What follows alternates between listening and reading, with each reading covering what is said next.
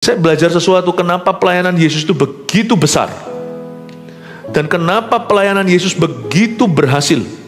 Begitu banyak perkara-perkara yang Yesus lakukan, yang kita aja semua hamba-hamba Tuhan, dalam jeripaya kita gak bisa menyaingi, apalagi mendekati. Yesus tidak pernah terburu-buru. Yesus itu adalah seorang pribadi dalam hakikatnya sebagai manusia. Kalau Anda belum subscribe di channel ini, segera, supaya Anda bisa mengikuti terus rema-rema dari Roh Kudus ya. Kita baca dulu ayatnya, Keluaran 20 ayat 8-11. Nanti saya jelaskan prinsip sabat itu apa. Ingatlah dan kuduskanlah hari sabat, 6 hari lamanya engkau akan bekerja dan melakukan segala pekerjaanmu. Tetapi hari ketujuh adalah hari sabat Tuhan Allahmu. Maka jangan melakukan sesuatu pekerjaan engkau atau anakmu laki-laki atau anakmu perempuan, atau hambamu laki-laki atau hambamu perempuan, atau hewanmu atau orang asing yang di tempat kediamanmu. Sebab 6 hari lamanya Tuhan menjadikan langit dan bumi, laut dan segala isinya, dan ia berhenti pada hari ketujuh. Itulah sebabnya Tuhan memberkati hari sabat dan menguduskannya. Jadi bayangkan penciptaan, Tuhan kerja keras, setiap hari beda-beda.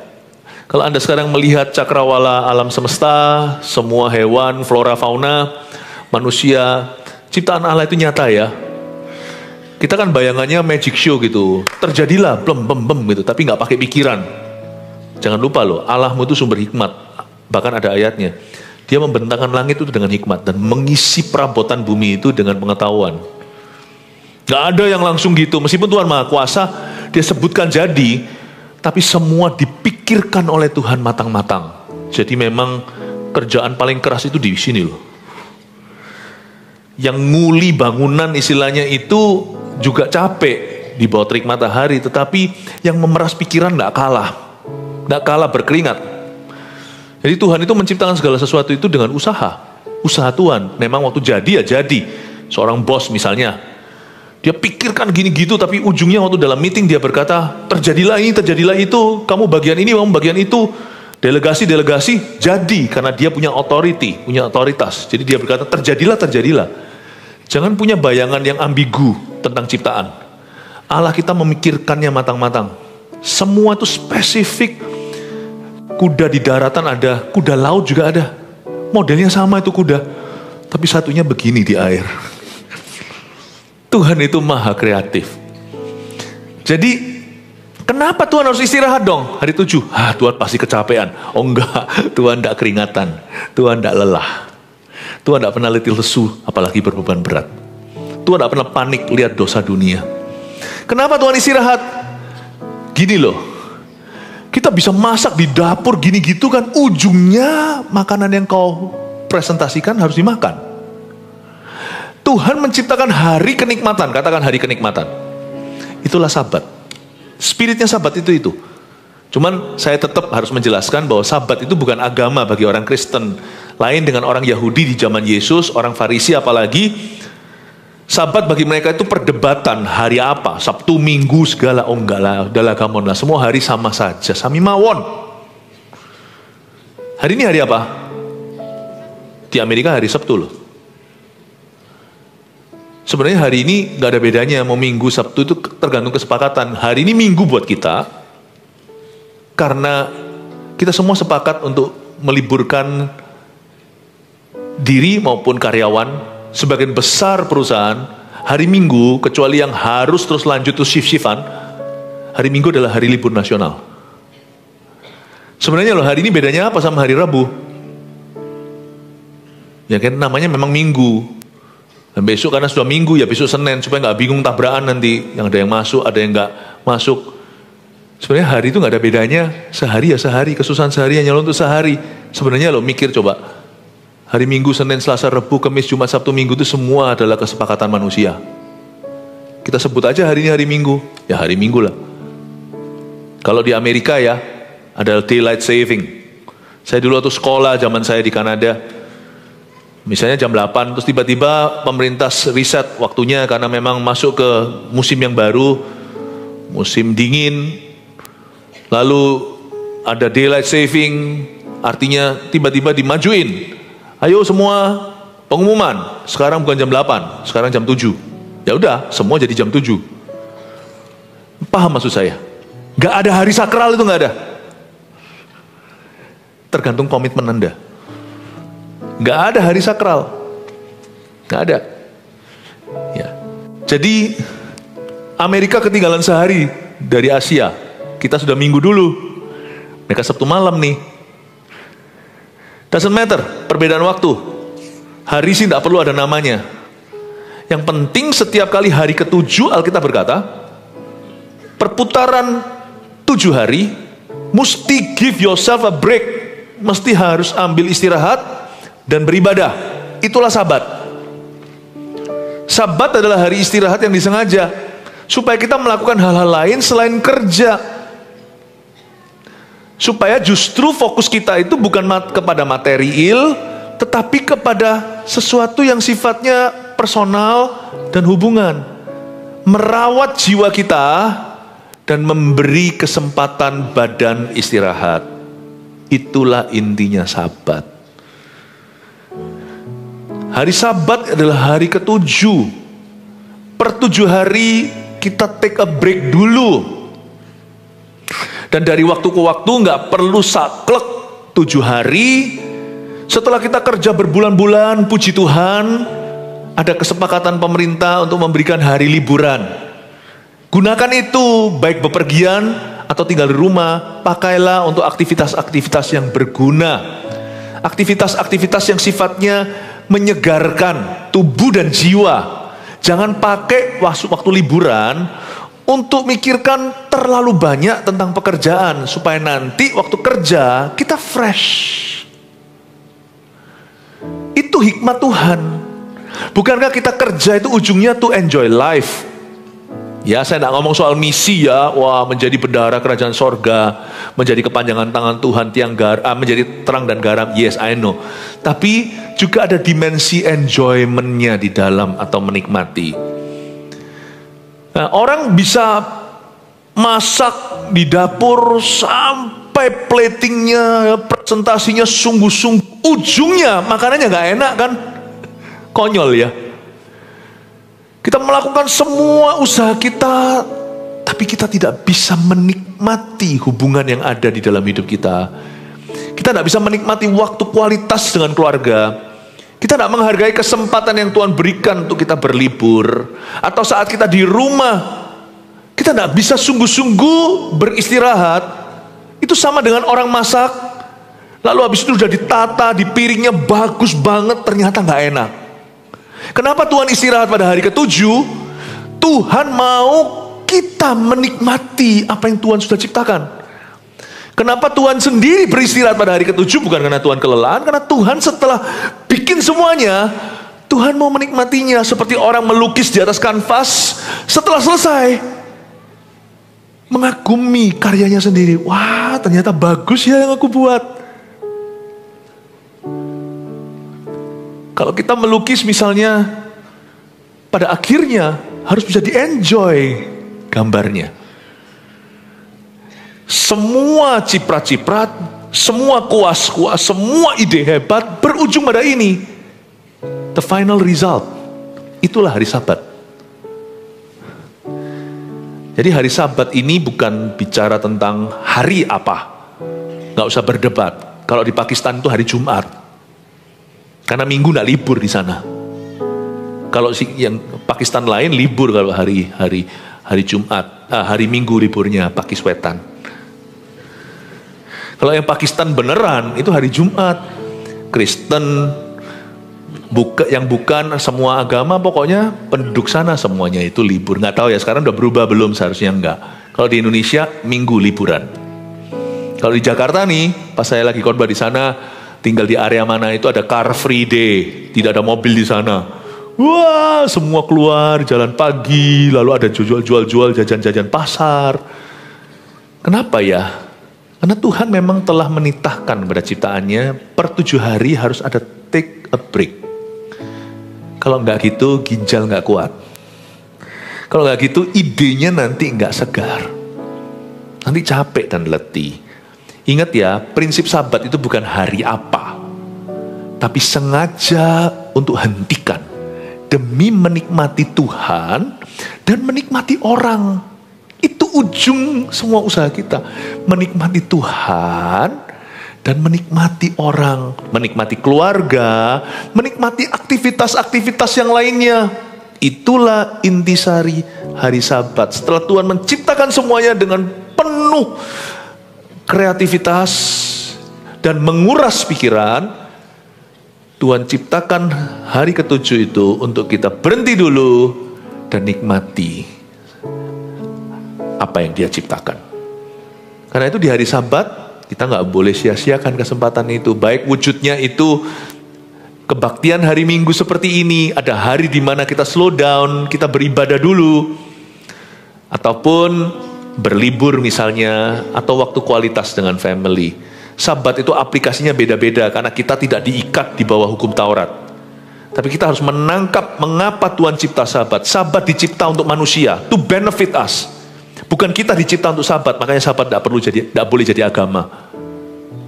Yesus kan bolak-balik Yesus itu dituduh melanggar hari Sabat, dan Yesus akhirnya dipersekusi atau dianiaya karena dianggap murtad karena tidak memelihara hari Sabat. Salah. Yesus berkata salah. Anak manusia, maksudnya Yesus menunjuk pada dirinya. Anak manusia adalah Tuhan atas hari Sabat. Lu orang nggak ngerti-ngerti ya, kata Tuhan pada orang Farisi, bahwa manusia tidak dicipta untuk hari Sabat. Sabat dicipta untuk manusia. Waktu saya pergi ke Israel dulu ya, nanti tunggu kalau nanti sudah bisa kondusif, percaya pada kami, saya pastikan keamanan jemaat nomor 1. Jikalau sudah waktunya, nanti saya akan buka. Ayo kita pergi lagi, barang siapa di sini mungkin yang kepingin pergi dan mampu untuk pergi nanti ya, karena kita melihat hal-hal yang kita gak lihat di mana-mana waktu kita ada di Israel. Ya, suatu berkatlah untuk bisa melihat hal-hal itu. Suatu hari pas lagi hari Sabat situ, hari Sabtu, saya melihat di situ banyak keluarga-keluarga, dari yang dituakan, yang janggutnya panjang, sampai semua anak-anak muda, ya, yang pakai baju yang sangat rapi, pakai jas. Tapi ada di restoran-restoran, mereka makan bersama-sama, lalu pegang Torah itu, lalu mereka nyanyi sama-sama. Mereka tidak melakukan apa-apa, mereka cuma kumpul-kumpul sama keluarga besar, akrab sekali gitu. Lalu mereka kumpul-kumpul makan di restoran. Saya perhatikan, mereka sungguh-sungguh memelihara hari Sabat. Ya, dan mereka hanya ngobrol-ngobrol aja, tidak melakukan pekerjaan, merenungkan firman, sharing-sharing firman. Seneng loh kelihatan gitu juga. Nanti yang muda datang pada orang yang tua, minta restunya, minta diberkati. Seneng terjadi interaksi kayak gitu. Mungkin besok dia sudah kembali lagi ke Wall Street, besok Seninnya. Besok Selasa dia mulai sudah berdagang dan mulai berusaha dengan keras. Tapi pada waktu hari Sabat mereka melakukan aktivitas-aktivitas yang membangun jiwa mereka, melakukan aktiviti-aktiviti yang membuat bonding di antara mereka. Keluarga itu jadi tema utama hari itu, dan Tuhan. Bagus sih, itu sesuatu yang bagus. Cuman kalau lebih dari itu dijadikan agama, lalu habis itu mulai menganut hari tertentu. Kalau nggak hari itu berarti salah. Kalau nggak hari itu nggak selamat. Nah, di situ saya rasa orang Kristen tidak di bawah hukum Taurat, tapi di bawah kasih karunia. Saya dorong Anda untuk mengerti dulu, sebelum saya bicara lebih lanjut mengapa Tuhan cipta Sabat, yaitu hikmat yang terselubung di balik itu. Saya mau mengangkat tema ini karena ini penting sekali. Ini adalah perintah Allah dari 10 perintah itu. Ini perintah keempat, kuduskan hari Sabat. Orang Kristen tidak boleh lupa, sekalipun kita tidak hidup di bawah hukum Taurat, kita harus ngerti poinnya, supaya kita tangkap spiritnya dan temukan hikmatnya. Bukan kita terapkan sebagai hukum Taurat, tapi kita melihat benefitnya. Why? Kita beda sama orang-orang Yahudi ortodoks itu. Mereka menjadikan itu agama, seolah-olah kalau mereka tidak melihara Sabat, Tuhan tidak berkenan sama mereka. Bukan. Tapi kita mengerti sebagai murid Yesus, Yesus itu Tuhan atas hari Sabat. Dan juga Tuhan atas hari Sabat, dia nggak pernah salah cipta. Dan juga Sabat dicipta untuk manusia, bukan sebaliknya, kita untuk Sabat. Sabat bukan agama. Tapi di antara kita yang suka workaholic, kita lupa kalau Tuhan menciptakanmu dengan tatanan. Tidak boleh kita abuse diri sendiri, tidak boleh juga kita abuse orang lain. Kita tidak boleh perang terus, ada waktunya istirahat. Makanya saya nggak khawatir ngajarkan kepada jemaat ini, karena jemaat ini dari volunteer sampai full timer semua pekerja keras. Tapi kalau saya khotbah kepada jemaat yang malas, ya saya tidak akan khotbahkan ini. Saya khotbahkan mari kita ngelembur, bukan bersabat. Tapi jangan-jangan di tempat ini ada orang mengira dia akan menjadi lebih kaya kalau dia kerja lebih keras dan 24 jam sehari around the clock. Benar-benar seperti jam dinding itu muter dari atas ke atas lagi. Kalau dia terus, kalau bisa nggak usah tidur, dia pasti akan sukses. You're wrong, my friend. That's not how God blesses His people. Anda salah. Ya. Justru nanti banyak berabenya gara-gara kita tidak mengamati maksud Allah. Tuhan aja loh, Tuhan loh, ini bukan orang loh. Hari ke-7 dia stop. He wants to enjoy his children. Dia mau menikmati anak-anaknya, dia mau menikmati fellowship dengan anak-anaknya. Dia juga mau supaya anak-anaknya bisa menikmati ciptaannya. Dia juga mau supaya dirinya bisa menikmati ciptaannya. You know, you're serving and worshiping a God who can enjoy himself. Anda dan saya sedang menyembah, percaya, dan melayani Tuhan yang bisa menikmati dirinya. Prinsip Sabat ini kalau kita tidak tangkap dengan hikmat, dan kita jadi lupa, disinilah banyak orang burn out. Orang yang melayani ministry, lama-lama jadi beban. Karena hatinya nggak ngerti apa arti bersabat. Saya selalu ingatkan diri saya sendiri, kalau saya melayani, saya enjoy pelayanan saya. Saya tidak melakukan ini dengan terpaksa. Saya kalau sedang melakukan pelayanan, misalnya berkhotbah gini, saya belajar untuk I love what I'm doing. Ada orang tanya sama saya, kok nggak capek-capek ya Pastor Philip ya, ketemu orang ini segalanya. Saya cuma jawab satu kalimat, I love people. I love people. Kalau enggak, kita akan burn out. Kita enggak ngerti bagaimana beristirahat. Alkitab mengatakan di sini, diajari di sini, Tuhan berhenti pada hari ke-7. Tuhan ajari kita to enjoy your work, to enjoy the fruit of your labor, to enjoy those who are in the same covenant with you. Untuk bisa menikmati pekerjaanmu, untuk bisa menikmati hasil jeripayahmu, dan untuk bisa menikmati orang-orang yang bersama denganmu. Perlu itu. Nah, kalau kita nggak begini, lupa, nanti suatu hari kita akan seperti mobil yang tiba-tiba mogok. Kalau kita nggak mogok karena kita memang kuat, super kuat, hampir maha kuat, orang-orang sekelilingmu pasti tahan suatu hari. Pasti nggak tahan. Jangan sampai kita menjadi orang yang melelahkan. Mari kita sekarang lihat beberapa ayat ya. Kita lihat cara Yesus yuk. Kita lihat Markus pasal 1 ayat 35, ayat 30 aja deh, ayat 30 sampai 31. Markus pasal 1 kok pasal 6. Markus pasal 1 ayat 35, betul. Markus 1 35 sampai 37. Saya baca ya. Pagi-pagi benar, waktu hari masih gelap, ia bangun dan pergi keluar. Yesus nih, ia pergi ke tempat yang sunyi dan berdoa di sana. Apakah itu hari Sabat atau tidak, Yesus ngerti bagaimana istirahat. Dia tahu dia ambil waktu untuk berdoa dan tidak melakukan pekerjaan Bapa, tapi bersekutu dengan Bapanya. Tetapi Simon dan kawan-kawannya menyusul dia. Waktu menemukan dia, mereka berkata, semua orang mencari engkau. Berhenti di sana. Saya belajar sesuatu, kenapa pelayanan Yesus itu begitu besar. Dan kenapa pelayanan Yesus begitu berhasil. Begitu banyak perkara-perkara yang Yesus lakukan, yang kita aja semua hamba-hamba Tuhan dalam jeripaya kita gak bisa menyaingi, apalagi mendekati. Yesus tidak pernah terburu-buru. Yesus itu adalah seorang pribadi, dalam hakikatnya sebagai manusia, bukan sebagai anak Allah yang maha tinggi saja, tapi juga sebagai anak manusia, dia ngerti yang namanya posisi surrender. Dia tahu, beginilah cara Yesus memulai hari.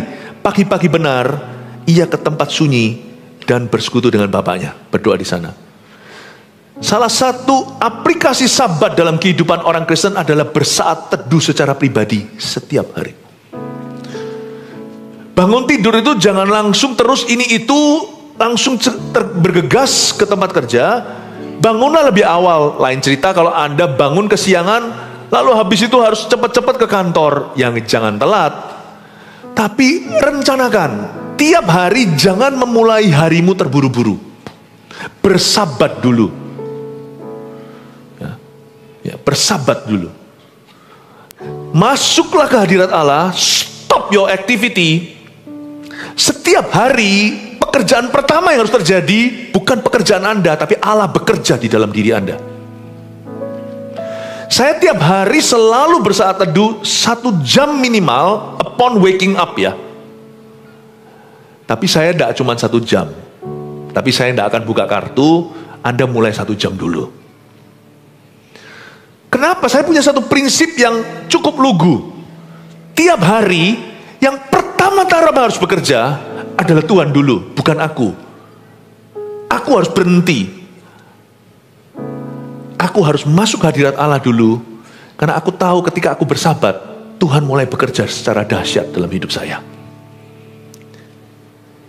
Tahukah, hari Sabat bagi orang Yahudi itu hari ke-7.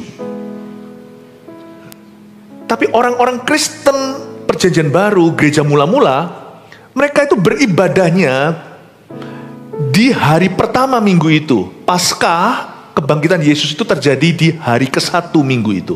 Itu hari Minggu. Makanya Jumat Agung itu hari Jumat. Paskah Yesus bangkit itu pada hari Minggu. Orang-orang Kristen udah punya kebiasaan. Kalau Anda tanya sekarang kenapa kita ibadah akhir pekan, itu udah kebiasaan dari sononya. Anak-anak Tuhan, gereja Perjanjian Baru itu selalu bertemu di hari Minggu. Itu sudah kebiasaan dari ribuan tahun lalu. Dan mereka menganggap hari pertama mereka bekerja itu ke gereja dulu. Paham ya? Hari Minggu ini kan seperti seolah-olah istirahat. Ya.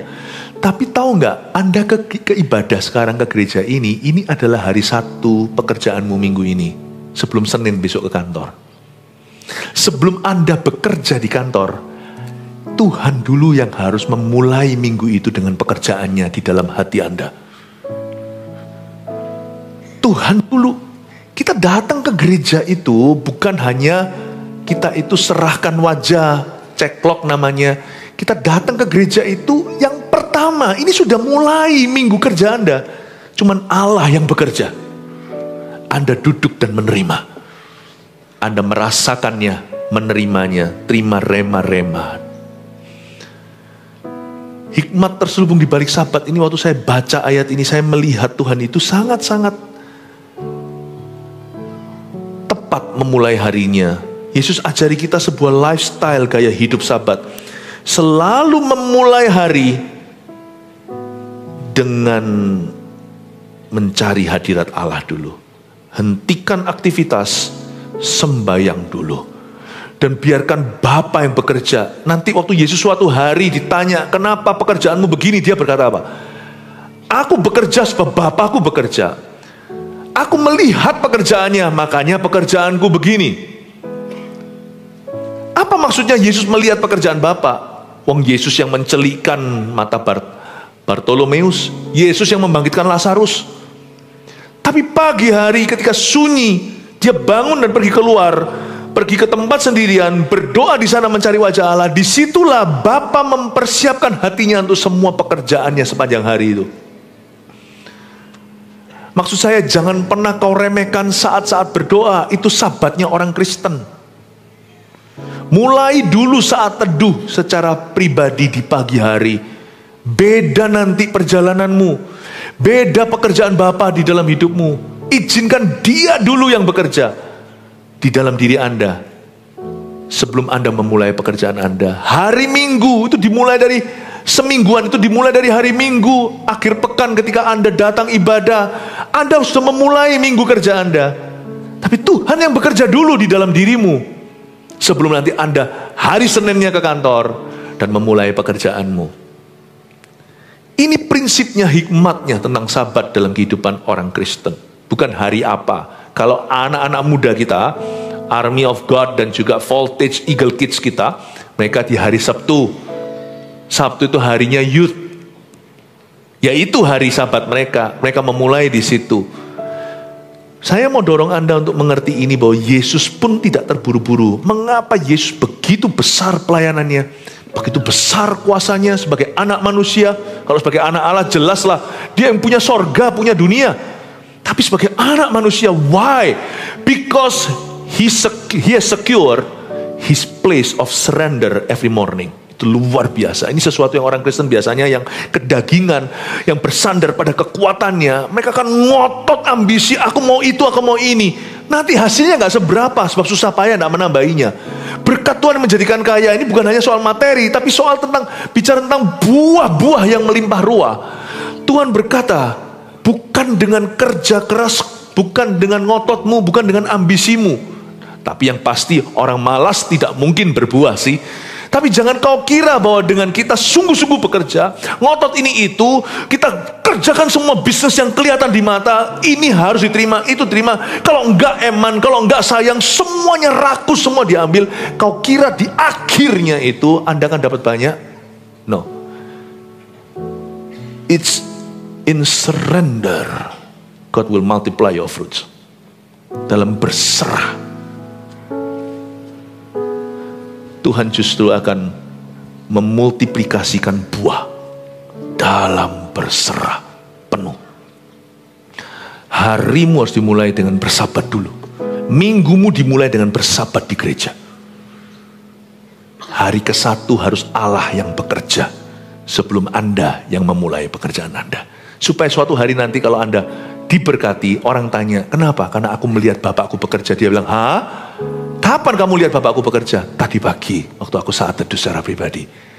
He revealed himself to me. Dia mewahyukan apa yang dia hendak kerjakan. Kalau apa yang dia tidak wahyukan, dia kasih saya iman. Tanpa melihat, nanti saya waktu alami pukul 2 siang atau pukul 6 malam. Waktu nanti saya meeting, berapa jam kemudian, Tuhan sudah mempersiapkan jalan. My Father, ayahku, Bapakku di sorga, sudah bekerja sebelum aku masuk ke kantor hari ini. He work in me. Dia bekerja di dalam diriku. Begitu caranya. Saya sedang mengajarkan sebuah lifestyle bersabat. Kalau enggak kita tidak akan mengerti apa aplikasinya perintah Allah keempat. Dan kita juga tidak mengerti why-nya kan. Kenapa kita ke gereja? Orang kira ke gereja hanyalah rutinitas. Bukan. Waktu kita datang ke gereja ini, kita menghormati hari Sabat dengan cara, dengan sikap hati, kita mengakui bahwa sumber berkat kita itu dari Tuhan. Bukan dari lihai hebatnya kita. Makanya waktu kita datang ke gereja itu dengan attitude yang pas, dengan sikap hati yang dipersiapkan. Aku datang to honor you as the source. Sebelum Senin sampai Sabtu tiba, aku menghormatimu sebagai sumbernya. Itulah ibadah yang tidak memungkiri kekuatannya. Ibadah tanpa pengetahuan akan membuat kita tersesat dalam ibadah itu. Tapi kebaktian kalau disertai dengan pewahyuan, kita mengerti why we're doing this, kenapa kita melakukan ini. Kita jadi paham, oh itu cara pandang Tuhan. Makanya itu ada ayatnya. Saya tidak buka semua di Yesaya 58. Di Yesaya maksudnya. Iya, 58 ya. Tapi pada hari Sabat, kamu melakukan perkara-perkaramu sendiri. You do as you wish. Pikiranmu tuh tersesat. Kamu tidak ngerti kenapa aku cipta hari Sabat. Hari Sabat itu juga ujian iman. Kita tuh seperti dites sama Tuhan. Lihat ya, orang pasti gerah. Kalau dia nggak percaya sama Tuhan, waktu dia Sabat, dia pasti gerah. Kudu mau keluar aja rasanya. Udah nggak tahan. Kerja. Melakukan ini. Pemberesan. Orang itu masih begini. Aku harus tegur dia. Harus ini. Semua itu rasanya harus pada kendalimu. You must do something. Kalau enggak runtuh duniamu. Ada orang itu yang over responsible. sifatnya, yang terlalu bertanggung jawab. Memang betul ada orang yang tidak tanggung jawab, tapi ada orang yang terlalu bertanggung jawab, itu juga pemberhalaan. Aku kira kalau aku tidak lakukan ini, lakukan itu, lakukan ini, kadang-kadang Tuhan akan berkata, be still and know that I am God. Diamlah dan ketahuilah bahwa aku Allah. Kadang-kadang kita mesti diam 2 jam. Di dalam ibadah, diam 1 jam waktu saat itu pribadi. Kadang-kadang Tuhan akan suruh kita, udahlah, taruh masalahmu dulu, perhatikan keluargamu. Lalu gimana dengan masalahku? Kamu tidak percaya, tak? Sabat itu adalah tindakan iman kita. Diam dan ketahuilah bahwa Dia adalah Allah. Amin. Itulah fungsi ibadah, fungsinya saat teduh. Demikian pula fungsinya liburan loh. Kalau Tuhan kasih kesempatan. Sebab setiap kali kesempatan kita bisa pergi dengan keluarga, itu adalah blessing dari Tuhan. Itu adalah blessing dari Tuhan. Jadi kita lihat Yesus ya, waktu saya baca ayat 35-37 ini saya kagum. Tuhan itu tidak tergesa-gesa. Yesus itu bisa ambil 1 hari off ini. Kalau Anda lihat ini ayat pagi-pagi benar. Di tengah-tengah semua kebutuhan yang ada di sekelilingnya, Yesus itu bisa istirahat. Kita lihat ayat pasal 6 ayat 30 dan 31. Markus 6 ayat 30-31 bunyinya. Kemudian rasul-rasul itu kembali berkumpul dengan Yesus dan memberitahukan kepadanya semua yang mereka kerjakan dan ajarkan. Lalu ia berkata kepada mereka, marilah ke tempat yang sunyi supaya kita sendirian dan beristirahatlah seketika. Ini Yesus loh. Yesus berkata, ayo kita ke tempat yang sunyi supaya kita sendiri. I want to talk with you. I want to eat with you. Aku mau makan dengan kamu. Ini CEO di atas segala CEO, presiden di atas segala presiden. Orang tersibuk di dunia aja enggak. Meskipun dia adalah juru selamat dunia, dia tidak panik untuk menyelamatkan semua orang hari ini.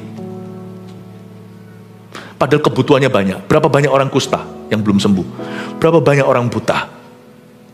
Tapi dia tenang. Dia tidak merasa semua harus dilakukan pada waktunya. Bahkan ketika seorang Sirofenesia datang dan berkata, sembuhkanlah. Dia berkata, aku belum diutus, waktuku belum tiba. Tapi karena orang itu ngotot ya, Tuhan indahkan. Iman seperti ini tidak pernah kelihatan di kalangan orang Israel. Ketika dia berkata, anjing pun makan dari remah-remah. Karena Tuhan berkata, aku tidak diutus kepada orang-orang non-Yahudi. Tapi aku disuruh di dalam misiku selama 3,5 tahun di bumi ini. Untuk menyelamatkan domba tersesat dari kalangan Yahudi. Ini perkecualian Tuhan berikan. Tapi dari situ kita melihat bahwa Tuhan itu tidak gegabah. Jangan pernah berkata bahwa Tuhan malas-malasan. Tuhan itu kalau Anda baca, nggak ada waktu makan. Waktu mereka mau istirahat aja, rest a bit, tiba-tiba 5.000 orang sudah ada di bukit itu. Dan Tuhan kasih mereka makan hingga 12 bakul penuh, dibawa pulang pada malam harinya. Yesus ini sangat rajin. Yesus ini sangat gigih dalam pekerjaannya. Bayangkan dalam waktu 3,5 tahun dia bisa selesaikan apa yang seorang hamba Tuhan yang paling diurapi pun seumur hidup tidak bisa mencapainya.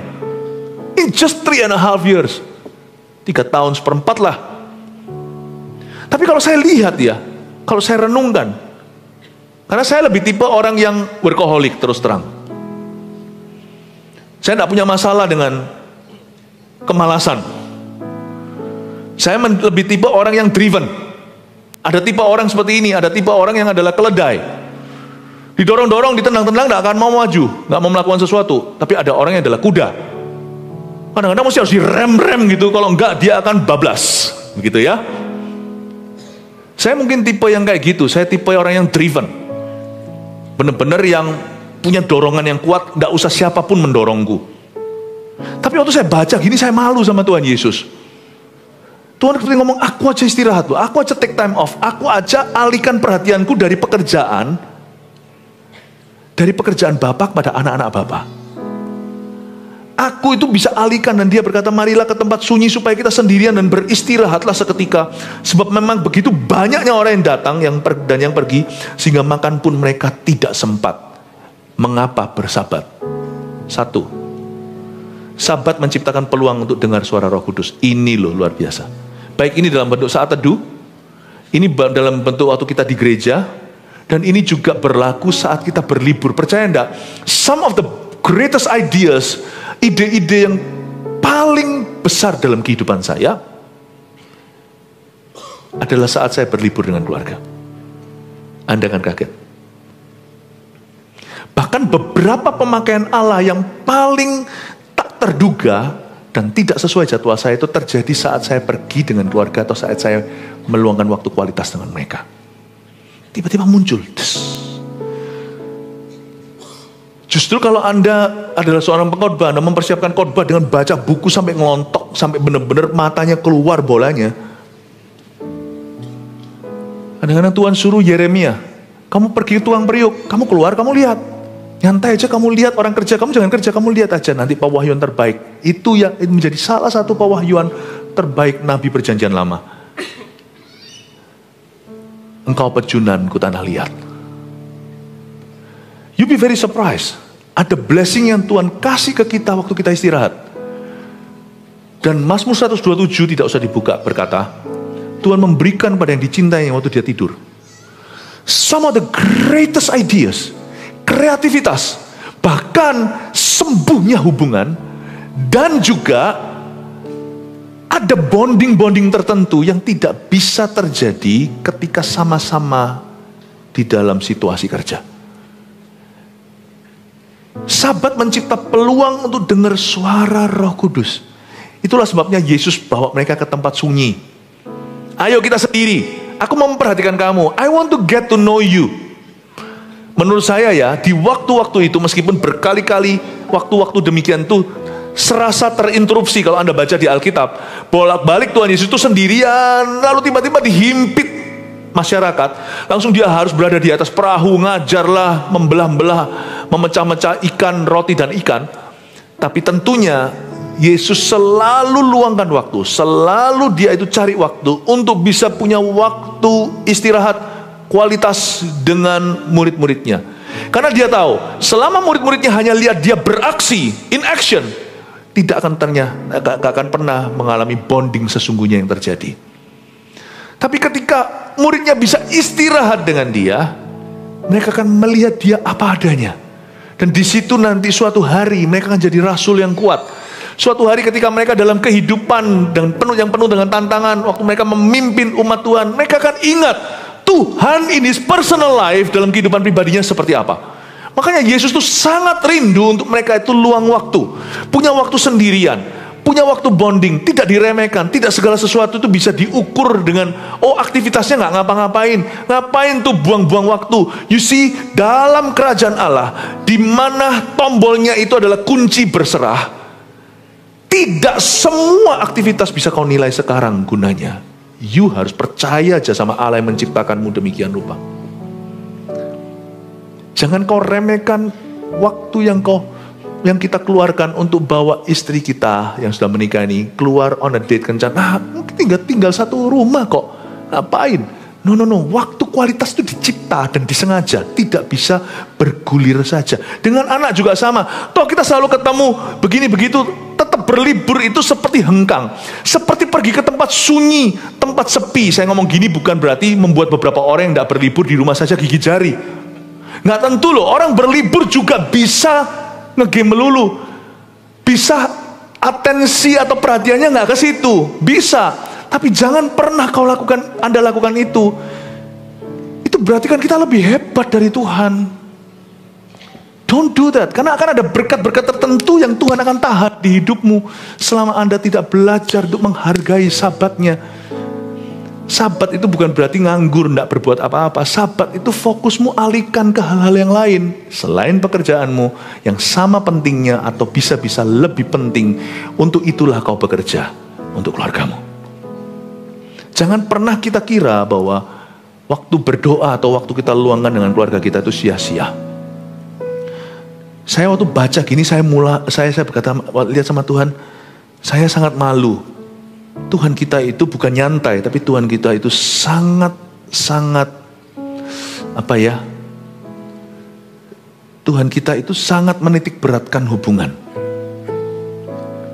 Sabat menciptakan peluang untuk kita dengar suara Roh Kudus. Waktu kita sendirian, atau waktu kita dengan keluarga kita, waktu kita istirahat, di situ ya, Tuhan akan memberitahukan padamu sesuatu yang tidak akan Dia beritahukan di tempat kerjamu. Tuhan akan memberitahu. Kadang-kadang kita menjadi jelas dengan hati sendiri itu di saat-saat itu. Kedua, sabar mengajari kita untuk berserah penuh dan rendah hati. Saya senang sekali dengan teladan Tuhan Yesus. Tahukah, pada waktu zaman Tuhan melayani di Galilea, masih ada yang namanya orang lumpuh yang di gerbang indah. Cerita kisah para rasul itu kan cuma selang berapa minggu dari Matius, Markus, Lukas, Yohanes. Just a few years. Itu di zamannya Petrus jalan ke gerbang indah, emas perak tak kupunya, lalu dia suruh orang lumpuh itu berjalan, padahal seumur hidup tidak bisa berjalan, berdiri pun tak mampu. Yesus tidak berusaha untuk mengubah semua orang. Yesus mengambil waktu ke tempat yang sunyi, karena Bapa sudah mengajari putranya untuk berserah penuh dan rendah hati. You don't try to achieve everything at once this year. Not necessarily this month or this week. Saya ngomong begini meskipun gereja kita aja mendemonstrasikan kesungguhan. Kalau kita itu kan ngebut ya, orang berkata, wah GMS cepat sekali. Cepat sekali, kita bergerak dengan cepat. Iya, tapi kita juga tidak lupa sahabat. Saya belajar hargai waktu. Tidur ya tidur. So saya tahu saya tidak bisa nambah sehasta hari itu. Saya tahu kalau saya sama keluarga saya rasakan ini kehendak Allah. Tuhan yang menciptakan saat demikian. Saya taruh semuanya. Kalau saya korupsi perhatian saya terhadap keluarga, Tuhan juga akan mengorupsi berkatmu nanti. Karena Tuhan itu fair. Percayalah, ini akan nanti jadi orang yang ngotot ya, berjalan di depan Tuhan, bukan Tuhan berjalan di depan dia. Nanti Anda lihat ya, berkatmu banyak. Jikalau Anda berhasil, bocornya banyak. Coba lihat itu. Coba tes saja sendiri. Berkatnya banyak, bocornya nggak kalah banyak. Sungguhan. Kelihatannya besar tuh pohon, tapi rimbun daunnya, buahnya ngos-ngosan. Berkat Tuhan itu nggak kayak gitu. Everything is perfect in His time. Pada waktunya semua indah. Itulah sebabnya kalau sekarang saya lagi makan dengan keluarga saya, misalnya, saya pastikan perhatian saya sama mereka. Karena Tuhan berkenan. Karena Tuhan tahu saya seorang ayah, bukan hanya seorang pendeta. Tuhan juga tahu Anda adalah seorang papa, bukan hanya pengusaha. Tuhan tahu bahwa Anda seorang ibu, seorang mama. Jadilah demikian. Tuhan berkenan. Waktu saya makan gitu, saya rasakan kita doa, gandeng tangan, amin. Saya meskipun enggak kerasa-kerasaan, tapi saya diam-diam bisa merasakan, dan saya tahu Tuhan itu ada di tengah-tengah kita saat kita makan. Saya dan anak-anak saya dan istri saya. Dan saya tahu bahwa Tuhan berkenan untuk saya taruh pikiran, perhatikan mereka. Apa yang saya korupsi di saat itu, akan Tuhan ambil berkat itu di saat kerja. Itu sungguhan. Karena Allah kita itu sangat adil, dan Dia itu sangat bijaksana. Tidak ada yang kau tabur, tidak akan kau tuai. Dan apa yang tidak kau tabur, tak akan kau tuai. Begitu powerfulnya sahabat. Makanya itu saya kalau beribadah, saya juga mau konsentrasi. Saya mau fokus. Kalau saya datang ke dalam kebaktian ini, misalnya kalau saya komitmen bertumbuh di satu ibadah misalnya, saya tidak akan main-main. Bukan karena takut, tapi karena saya tahu ini adalah kesempatan saya cetuskan pada Tuhan bahwa you are the source of my life. Engkaulah sumberku. Dan inilah kesempatan, ini juga adalah suatu ujian dari Tuhan. Ini tindakan iman bahwa saya hari ini mengutamakan Dia. Sahabat mengajari kita untuk berserah penuh dan rendah hati. Yesus tidak mencoba untuk mengubah dunia dan menyelesaikan seluruh pekerjaan Bapa. Dia ke tempat yang sunyi meskipun masih banyak orang kusta, masih banyak orang lumpuh, banyak orang buta, yang mati tidak sedikit yang harus dibangkitkan. Tapi Yesus tetap ajak murid-muridnya istirahat. What a powerful testimony and example. Bahwa kita harus berserah pada timing Tuhan. Dan kita juga harus rendah hati. Because you cannot change the world. Kita hanya bisa rajin. Nah, orang yang bersahabat nanti waktu bekerja, tancap gas. Karena kita segar. Kita powerful at work. Tapi profesional saat istirahat. Bapak ibu saudara, jangan kau campur-campurkan. Kalau enggak nanti waktu tidur kepikiran. Nanti waktu kerja ngantuk. Jadi orang yang gentayangan. Jangan, Tuhan suruh kita indah pada waktunya. Waktu kerja, kerja mati-matian. Waktu istirahat, matikan pekerjaan. Mesti itu. Saya rasa apa yang saya sampaikan ini akan mencegah banyak kesalahan kemudian hari, termasuk anak-anak yang kurang kasih. Apa yang saya katakan ini akan preventif sifatnya, juga akan menghentikan suatu tren di mana di dalam keluarga-keluarga ada banyak anak-anak yang tidak terdidik dengan baik dan benar. Mereka tidak pernah tahu hati papa mamanya. Di Jepang ada satu kata namanya karoshi. Itu bukan jenis sushi. Karoshi adalah kematian akibat bekerja terlalu keras. Kerja keras sih tidak apa-apa, tapi hidup tidak seimbang.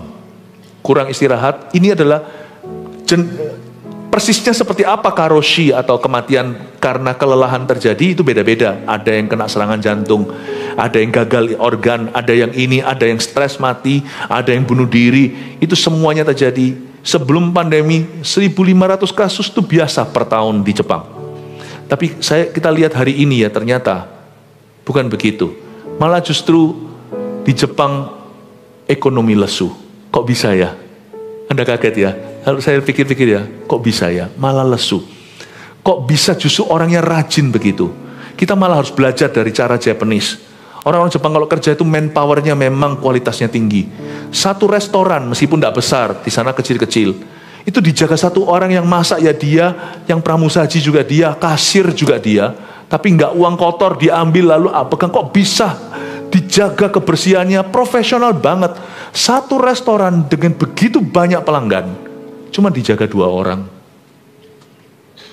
Mereka kerja keras luar biasa, itunya saya kagum, angkat topi. Tapi karoshi, no. Ini adalah hukum rohani. Kalau kita melanggar ini, you will not see blessing. Bagi orang-orang yang suka panik, waduh ekonomi lesu, ini kerjain, itu kerjain, itu kerjain, 7, 8, 9, 10, semua kerjain, semua lumayan. Nah gitu juga caranya. Lalu kita korbankan semua waktu yang ada, udah gak bisa, aku gak bisa lagi. Pelayanan, bukan berarti kita harus pelayanan terus, tetap harus kerja kalau Anda adalah bukan seorang full timer. Tetapi ada orang itu sampai all or nothing. Aku mau semuanya sekarang meraup begini keuntungan, kalau bisa aku survive dulu, kalau bisa aku sekarang perhatikan ekonomi dulu, udah gak pelayanan, gak ke gereja dulu. You think dengan cara begitu ekonomimu nanti membaik? Enggak saudara, gak akan. Ekonominya semua baik, sekali cuci darah, ya mahal juga ya. Menurut saya, maksud saya bukan tentang penyakit, maksud saya hidup tidak seimbang itu berujung selalu tidak baik. Karoshi itu terjadi di Jepang, tapi kalau Anda lihat sekarang ekonomi kenapa kok melesu di situ? Apakah rajin tidak cukup? Jangan melanggar hukum rohani. Tuhan ajarkan untuk cari kerajaan Tuhan dan juga utamakan hal-hal lain yang sama pentingnya seperti kesehatan dan seperti keluarga. Tahun 1989 terjadi kebocoran minyak yang mencemari lautan namanya Exxon. Itu semua kan karena krunya kecapean semua, kelelahan. Tidak ada orang mati, tetapi nantinya ada beberapa orang, tapi pastinya merugi. Yang namanya lautan. Itu juga karena Coast Guard-nya yang jaga di lautan. Polisi yang menjaganya juga kelelahan, krunya juga kelelahan yang bagian perusahaan. Kecapean semua, belum lagi kapten kapal tersebut mabuk lagi, minum miras. Mungkin dia stres, tidak tahu gimana melampiaskan. Pokoknya intinya ada banyak sekali kecelakaan ini dan itu, termasuk pesawat yang menaranya karena orangnya ngantuk, karena overwork, terus menerus seperti bekerja tanpa berhenti. Akhirnya tidak fresh di sini. Tabrakan pesawat pun terjadi. Bapak Ibu Saudara, ada banyak hal-hal buruk terjadi karena kita tidak menghormati perintah Allah yang keempat.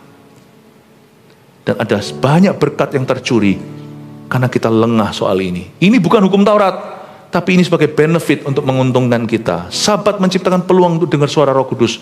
Suara Roh Kudus itu upgrade-nya luar biasa. Itu loncatan iman. Dan ini tidak bisa diusahakan dengan kerja keras semata-mata.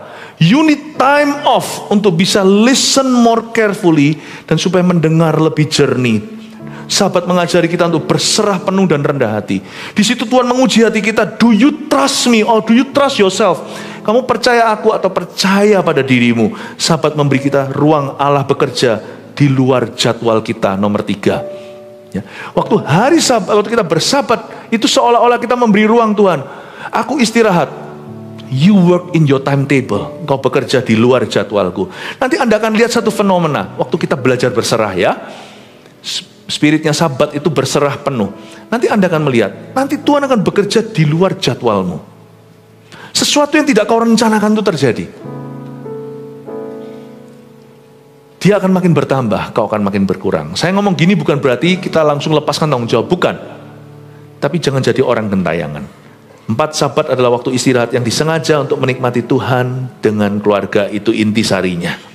4 munculkan, tolong difoto, silahkan. Iya, puji Tuhan. Kalau Anda tanya Sabat itu apa, udah tahu ya? Saat teduh, secara pribadi, ke gereja, dan liburan termasuk. Nah, ngomong soal liburan, jikalau Anda berlibur, yang tidak berlibur pun di rumah pun nanti kan kapan-kapan akan berlibur. Nggak usah jauh-jauh, bisa aja deket-deket. Tapi saya kasih tipsnya ya, sudah ya, ini selesai ya. Jika berlibur, munculkan semua. Nah, kalau Anda berlibur, saya lengkapi ya, pesan pengembalaan ini biarkan memperlengkapi Anda.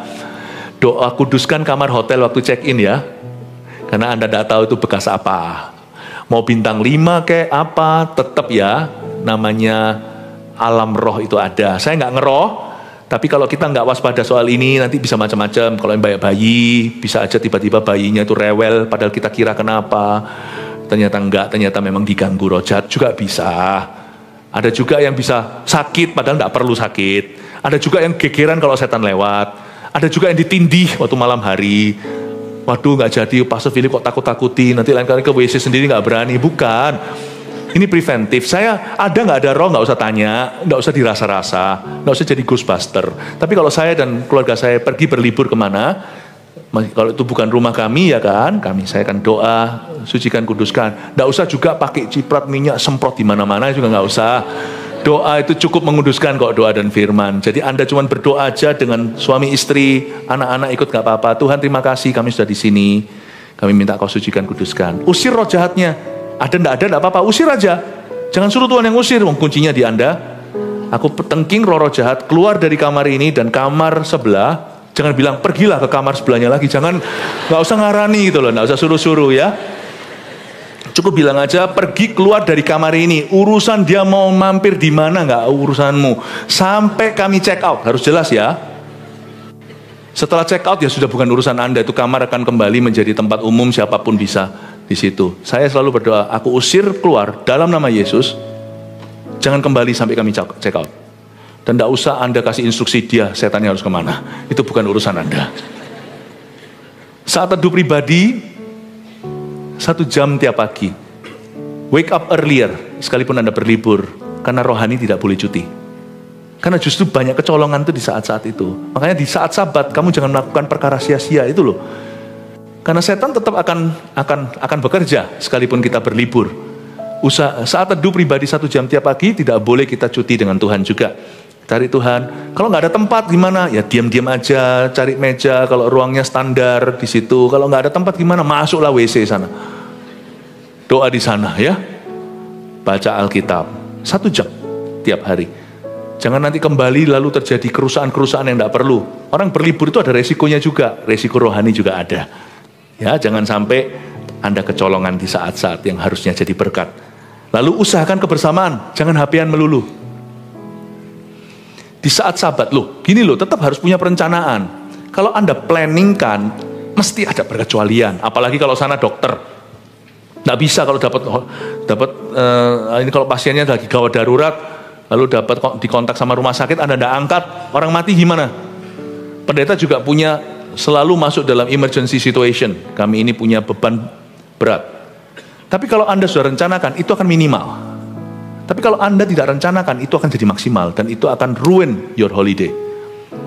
Jangan, ini kalau memang perlu ada di sini yang ngegame misalnya ya, mainlah game sama yang lainnya. Entah game apa, saya enggak ngurusi. Daripada ngegame sendiri, badan bisa ada di sana. Tapi spiritnya sudah seperti ninja, hilang kemana. Jangan ya Bapak Ibu Saudara, usahakan ngobrol. Karena Sabat itu loving people. Itu Sabat. Not loving your work. Loving people without your work, itu sahabat. Sudah nggak kita sampai ke taraf itu? Mengasihi orang-orangmu di luar pekerjaan dan tidak ada urusan dengan pekerjaan. Can you love them? Itu sahabat, Tuhan ingin Anda dan saya lakukan ini. Usahakan kebersamaan dan jangan HP-an melulu. Jaga sikap hati dan pembicaraan yang positif. Jangan ngomong yang gak perlu. Ngomong yang berat-berat, tunggu nanti pulang aja. Hindari berdebat. Pergi liburannya semangat. Hari ketiga, 6 hari pergi, hari ketiga udah gegeran. Buyar sudah. Gegeran hari ketiga sampai hari ke-6 ngambeknya. Sakit hatinya. Hati-hati, jagalah perkataanmu, jaga sikap hati dan pembicaraan yang positif. Oke? Terakhir tadi, syukuri dan nikmati liburannya. Kalau Anda yang berlibur tadi, semoga liburanmu menyenangkan, stay safe and stay healthy. Dan Anda yang di rumah, nggak usah iri sama mereka yang pergi, karena rumah adalah tempat yang paling nyaman. Asal Anda bisa istirahat, penuhi rumah Anda dengan pembicaraan yang positif. Di waktu Anda bisa santai dengan keluarga, saya percaya rumahmu akan semakin harmonis. Dan yang masuk kerja di hari merah, kami berdoa, gereja mendoakan supaya Anda selalu disertai dan diberi sukacita di dalam pekerjaan Anda. Nanti giliran kalau Anda istirahat, kami yang bekerja. Haleluya, I love you. 1 Petrus 4 ayat 7. Kesudahan segala sesuatu sudah dekat. Karena itu, kuasailah dirimu dan jadilah tenang, supaya kamu dapat berdoa. Saudara yang terkasih, terima kasih telah mendengarkan firman Tuhan hari ini. Jangan lupa untuk dukung terus channel ini dengan cara subscribe, like, share, dan juga komen, agar saudara kita yang lain juga boleh terberkati.